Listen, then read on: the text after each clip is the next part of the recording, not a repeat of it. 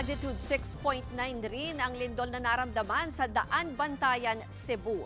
Nasira nito ang isa sa pinakamatandang simbahan sa bansa. Para sa iba pa pong detalye, makakausap natin si Daan Bantayan Public Information Officer Roger Almonicar. Magandang hapon po sa inyo, Sir Roger. Magandang hapon po, ma'am. Kamustahin lang po namin ang sitwasyon dyan sa lugar nyo sa Daan Bantayan at ano po ba yung mga naapektuhan itong simbahan nyo at ano pa po ba yung ibang mga lugar? Hanggang sa kasalukuyan po, blackout pa rin po, hindi pa nagre-restore ang kuryente dito sa Daan Bantayan dahil may damage po ang NGCP substation sa isa sa mga barangay. So kasalukuyan pa pong nire-repair yung structure na damage dahil sa lindol. Aside po sa Archdiocesan Shrine at Santa Rosa de Lima, in which isa siya sa pinakalumang simbahan na naging tourist attraction na rin dito sa aming lungsod, damage po, severely damaged ang Municipal Hall.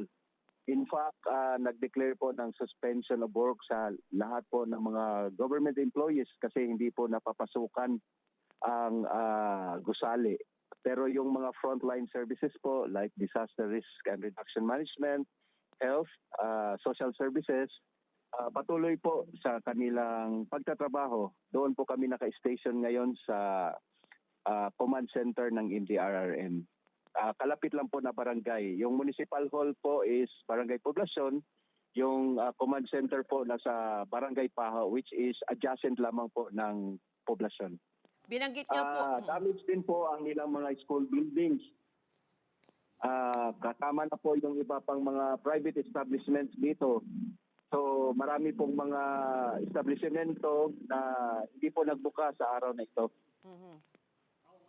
Sir, nakikita po namin yung mga videos, no? Grabe yung pinsala doon sa inyong simbahan at binanggit mo nga pati yung ibang government offices and school buildings. I was there last night, right after Kalindol, mga 9:59 p.m. ng gabi yun.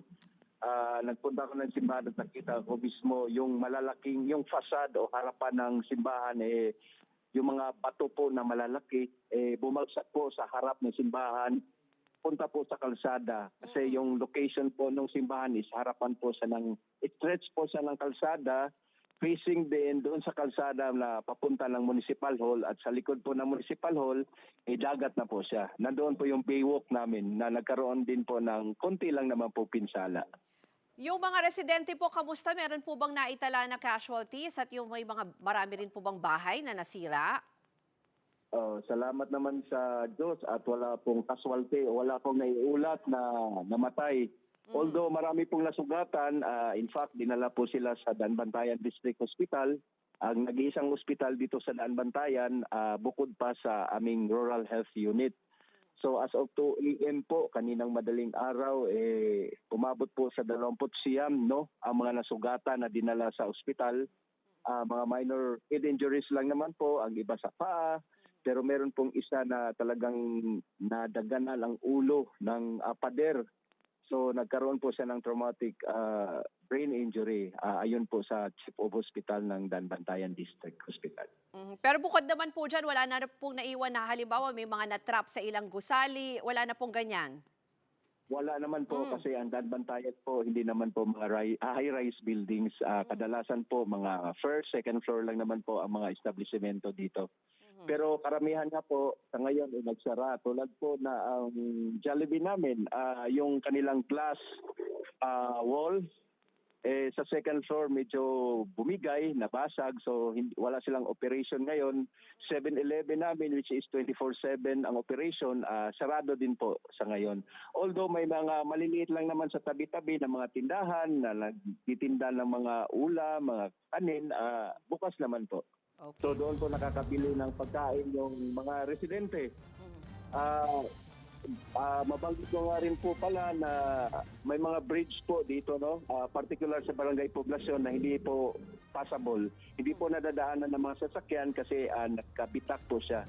At the same time, may bridge din po papunta ng public market.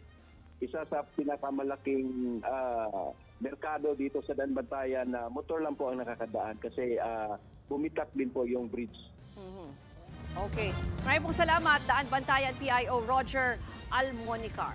Mga kapatid, Ruth Cabalco, para sa mabilis na pasada ng mga balitang dapat niyong malaman, mag-follow at mag-subscribe sa social media pages ng News 5.